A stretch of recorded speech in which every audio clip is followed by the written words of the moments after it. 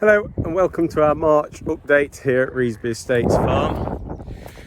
So March being a busy month. It's obviously the start of spring and it's when the workload really ramps up a gear here on the farm. These sheep behind us are actually in their last field. They've been with us all through the winter and they're actually just grazing off the last of our cover crop fields for us, which is just about to be drilled with beans. We'll take a look in a minute at Dale drilling into some of the conditions what these sheep have left behind. So March as a whole, very varied month. It's seen temperatures down to as low as -2, and as we stand today we've actually had temperatures up to 22 degrees. So yeah, it's been a very varied month. We've actually completed just about all of our drilling campaign now. Dale's finishing off the last of the spring beans, but all the spring oats are in, a little bit of spring barley's gone in, and the beans are in. We've just got our sugar beet left to drill next week, and some special types of barley. We got some actual food barley, which is going into the human food chain, and then some special forage type barley, which we're just waiting on the seed, some trials. So yeah, March has been a fairly successful month. The sheep have been grateful for the covers what they've been grazing and have just come to say hello. Other than that, the crops have all received their first doses of nitrogen. So the rapes actually had 2 dosages now, the wheat's had 1. 2 more doses to go on the wheat, but 50% of the wheat has actually had all of its nitrogen on in one go. A special stabilizer is put in with it, which stops it from leaching out the soil, volatilizing up into the air, keeps it within the soil where it's needed for the crop as and when it's needed. So that's just better for the environment and better for us from a timing point of view. So we will follow that through and see whether there's any detrimental effects on yield on there. So yeah, so throughout this video I'm going to show you the drill working. We're doing some trials with some clover. You'll see Zach stitching some clover into some wheat, which will explain what we're doing there.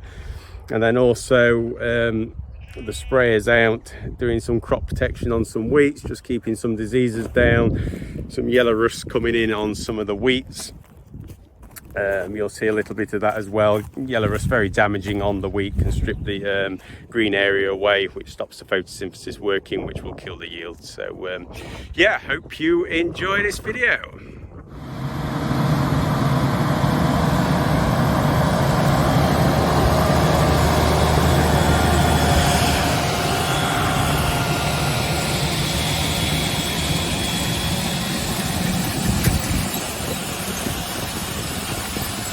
Dale just popping the beans direct into this grazed off cover crop. So this is the bean after Dale's just drilled it. We can see the beans sat here, and then this red next to it is the fertilizer he's also putting on. This is a 0.2626. This is a bit of potash and phosphate going on, which the beans really like and respond to.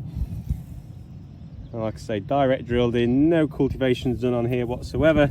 Cover crop popped in, then grazed off with the sheep, and you can see this spadeful here just dug out, how this soil is fracturing. The root network from the oats has kept it open, nice bit of moisture trapped underneath. The beans will now do a job as well at structuring this back up, and the plan will be, as soon as the beans are off, straight back in with a direct drill for a crop of winter wheat. I'm now stood in a winter wheat field. This is another trial field. So you can see Zach behind us on the tractor there. What we're actually doing in here is stitching some clover into the bottom of the wheat. The idea being that clover is going to sit with us for many years now in the bottom of this wheat. And it's going to act, we're going to see if we can grow continuous wheat. So the clover is going to be structuring the soil, fixing nitrogen for us, helping to dry the soil as well, suppress other weeds for us, and then each year we'll try and just stitch in some wheat into the clover, and then we'll see, basically trial how long we can keep that wheat going for with the clover in the bottom, see if we can reduce the amount of chemistry we have to use, let nature do it for us. So I'll just get a close-up of Zach. Here's Zach with the harrows. The clover's being sprinkled out the back. I'll just do a slow-mo video, and within that video you can actually see the clover seed just coming out the back and getting harrowed in.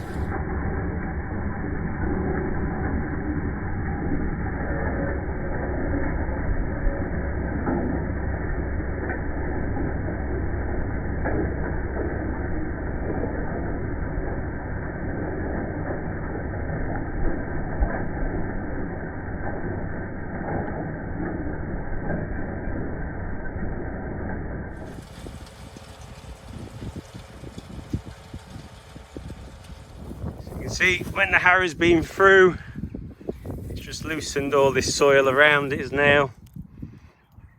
You can see here, and the clover seed, you not see its tiny seed sat amongst here now. We will then roll this to firm it back down, get the seed to soil contact, and the clover will grow very slowly at the bottom of this wheat for this year, and then next year we'll hopefully see the benefits coming through. But we'll keep you updated throughout this one through the year. Let you see how the clover is growing and how the wheat manages, because clover actually fixes nitrogen out of the atmosphere, so it will eventually start feeding nitrogen, probably not into this crop because it won't be established enough, but in the following crops we'll start getting nitrogen fixed out, the nitrogen available to them crops. So yeah, quite a lot going to be happening in this field, and we will keep you updated. So I'm now stood in one of our fields of winter wheat, which was drilled with our direct drill back at the end of October. And we're coming to the point in time which we know of as growth stage 30. This is when a wheat finishes its tillering and starts growing through its growth stages now, heading towards putting the ear out. So this is the first critical step for a wheat crop. And if we look in this wheat crop, I'll just show you inside it. So as we look on this crop here, we will see this disease known as yellow rust.